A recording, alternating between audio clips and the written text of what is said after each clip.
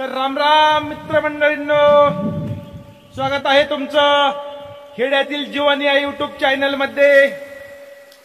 तर मित्रमंडळींनो, आज मी तुम्हाला एक गोष्ट सांगणार आहे, कारण मी एक खेड्यातला माणूस आहे, काहीतरी एक मनोरंजन म्हणून व्हिडिओ टाकतोय।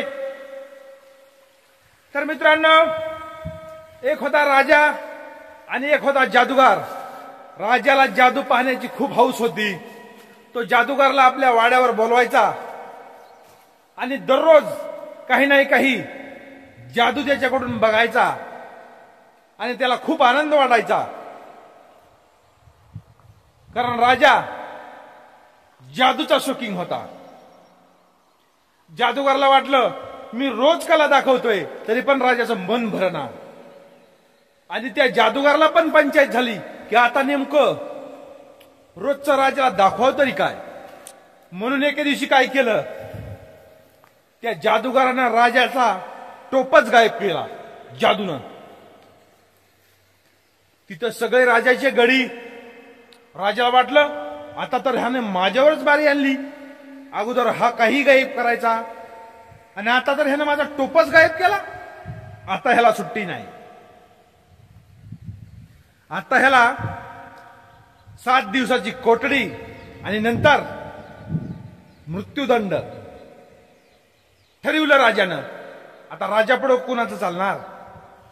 हो हो म्हणता साऱ्या गावात वार्ता कळाली की जादूगारला आता मृत्यूदंड राजानं दिलाय। आता काही खरं नाही, आणि त्याला बोलण्याची कोणाची हिंमत, राजाला बोलाय कोणाची हिंमत असणार? मग हे जादूगाराच्या बायकोला कळालं की आपल्या नवऱ्याला मृत्यूदंड दिलाय। मग तिनं काय केलं, राजाकडे जाण्याची तर काही हिंमत नव्हती, तरी पण गेली। शेवटी गोष्ट मरणाची आल्यावर माणूस कुठेही जातो, काहीही करतो, तसंच ती राजाच्या जाऊन पाया पडली की माझ्या नवऱ्याला मृत्यूदंड देऊ नका। त्यानं काय केलंय असं? तो म्हणला माझा टोप आणि ह्यानं गायब केला, मी ह्याला 7 दिवसाची पोलीस कोठडी देणार आणि नंतर मृत्यूदंड।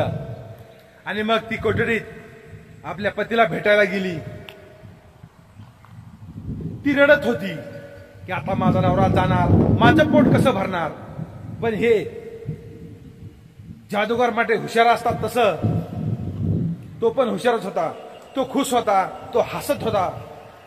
बायको म्हणाली, अहो तुम्हाला मृत्यूदंड दिलाय, 7 दिवसानंतर तुम्हाला फाशी दिली जाणार आहे आणि तुम्ही खुद हसताय, कसं वाटतं तुम्हाला?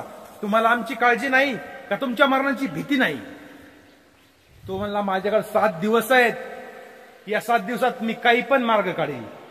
सगळे गावातले लोक त्याला येऊन भेटायचे की आता 7 दिवसांनी हात जाणार, म्हणून त्याला सगळेजण भेटायचे, पण तो मात्र दिलखुश असायचा कायम। असं नमो करता 7 दिवस पूर्ण झाले आणि राजा तिथं 7व्या दिवशी गेला। आता तुला कुठल्या पद्धतीत मरण पाहिजे सांग?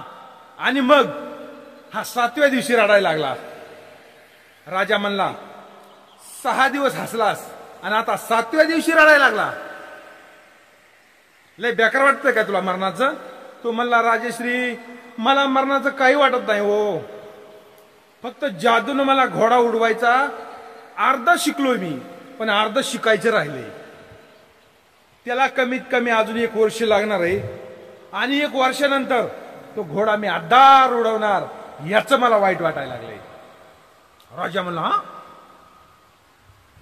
ही जादूगार तर भयानक आहे, माझा टोप गायब केला आणि आता घोडा पण उडवायचं शिक्षण अर्ध झालंय आणि अर्ध व्हायला बाकी। तुम्हाला किती दिवस लागल? 1 वर्ष फक्त राजश्री, 1 वर्ष।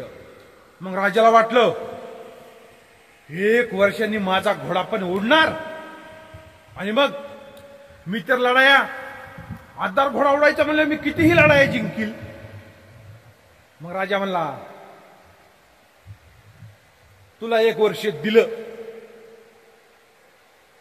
1 वर्षानंतर पण घोडा उडला पाहिजे। तो म्हणला हो राजश्री, अर्ध शिक्षण झालंय, फक्त आता उडायचा राहिलाय, 1 वर्षात उडवून दाखवतो। आणि मग त्या जादूगारला मोकळं केलं, तो घरी गेला। तर बायको रडत होती की आज माझ्या नावला फाशी देणार आहे. तेवढ्यात तो जादूगार घरी आला. तर बायको खुश झाली की फाशी देण्याऐवजी तुम्हाला सोडलं कसं काय. तो म्हणला मी घोडा उडवायला शिकणार आहे. राजाचा घोडा उडवीन म्हणून मी त्यांना आशा दिली. त्यांनी मला 1 वर्ष दिलंय. पण त्याची बायको म्हणली घोडा कुठं उडत असतो का हो. अगं मला पण माहित आहे की घोडा उडत नाही, पण 7 दिवसात मी एका वर्षाची सुटका केली आणि ह्या वर्षात तर काही पण करील. मग 3 महिन्यानंतर राजाचा घोडा मेला.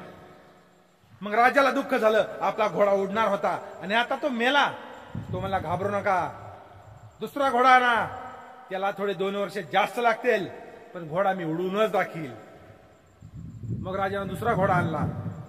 त्याला 2-3 वर्ष गेलं शिकवायला. तो मला मोठा झालाय, कधी उडल कधी उडल, आज उद्या करीत करीत राजा पण मेला. तसा मित्रांनो, जे आजचा आपला दिवस आहे तो सुखी आहे, समाधानी आहे. उद्याची चिंता कधीच करायची नाही. फक्त आपल्या कामामुळं कुणाची हानी झाली नाही पाहिजे असं करत राहायचं आणि हसत खेळत जीवन जगत राहायचं.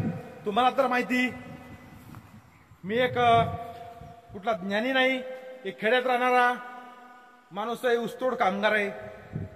उगा व्हिडिओ बनवायचा छंद आहे, काय बनवा म्हणून आपलं रोज गोष्टी बिष्टी अशा सांगत असतो. तर मित्रांनो, कशी वाटली आजची गोष्ट कमेंट करून अवश्य सांगा. भेटू उद्या. तोपर्यंत नमस्कार.